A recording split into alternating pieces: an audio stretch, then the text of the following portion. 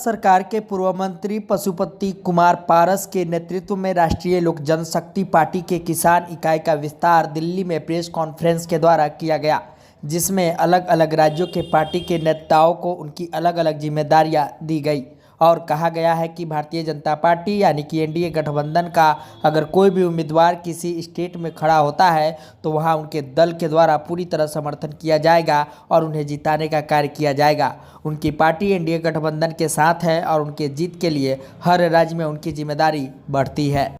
और लोकसभा के चुनाव में हम लोग मात्र एक सीट की बात नहीं करते हैं, हम लोग ये 2, 4, 5 सीट की या बिहार की बात नहीं करते हैं। पूरे देश में एनडीए जहां से चुनाव लड़ रही है हर जगह एनडीए के साथ हम लोग हैं और एनडीए के उम्मीदवार को हम लोग राष्ट्रीय लोक जनशक्ति पार्टी अपना उम्मीदवार मानती है। संजय जी, एक महारैली आज हुई है एनडीए गठबंधन की, क्या लगता है 2024 में कितना फर्क पड़ने वाला है? क्योंकि महारैली है ये और उनका ये कहना है कि इस महारैली से देश के 2024 के चुनाव में बड़ा प्रभाव पड़ने वाला है प्रधानमंत्री नरेंद्र मोदी पर और एनडीए पर।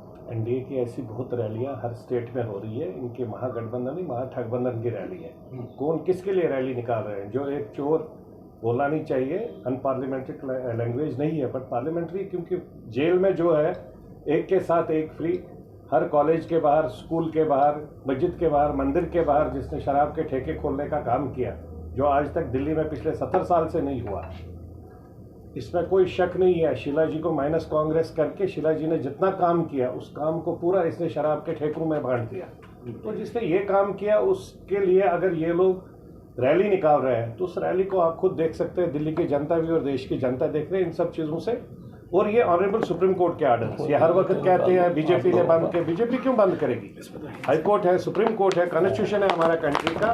ये ऑनरेबल सुप्रीम कोर्ट के वहाँ पर भी गए थे, वहाँ से। और पहली बार ऐसा हो रहा है देश में, पिछले 75 साल में पहली बार ऐसा हो रहा है कि एक जेल में बैठा हुआ पॉलिटिकल लीडर जो कल तक कहता था अगर किसी के ऊपर कोई आरोप होगा तो हम लोग को आरोप देखने से पहले, उसका रिजल्ट निकलने से पहले वहां से निकलना चाहिए, उसको छोड़ना चाहिए, ये आरोप लेकर बैठा है।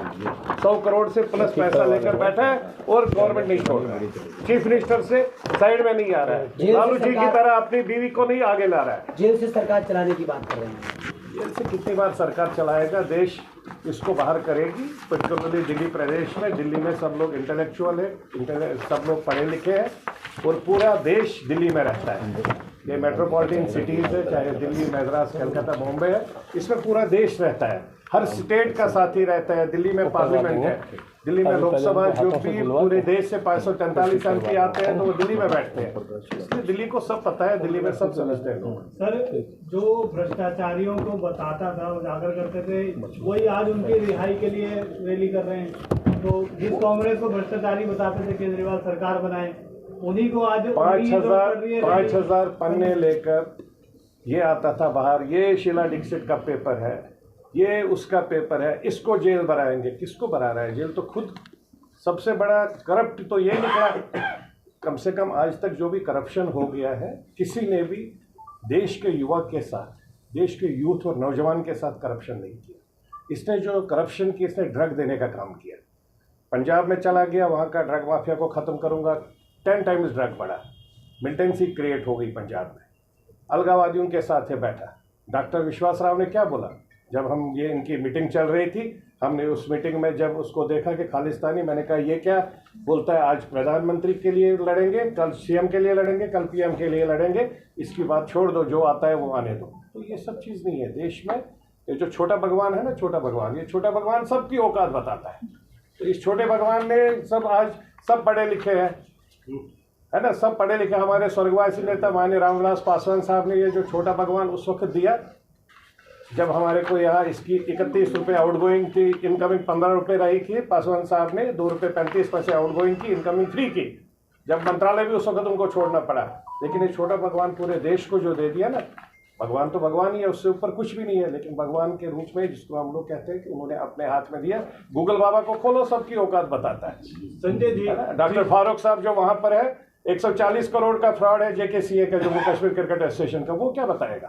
सब जो वहाँ पर लोग हैं वो अपना वजूद बचाने के लिए ये ये जो है ठगबदन की रैली जो है, महागठबंधन ठगबदन जो मर्जी आप बोलो, अपना वजूद बचाने के लिए कोई देश के सब लोग जो आज नौजवान युवा है, पढ़े लिखे हैं, वो सब मजाक कर रहे हैं इन सब चीज़ों। संजय जी, जिस तरह शराब नीति चलाई गई थी एक के साथ एक के, क्या आम आदमी पार्टी में भी एक के बाद एक अंदर जाएगा?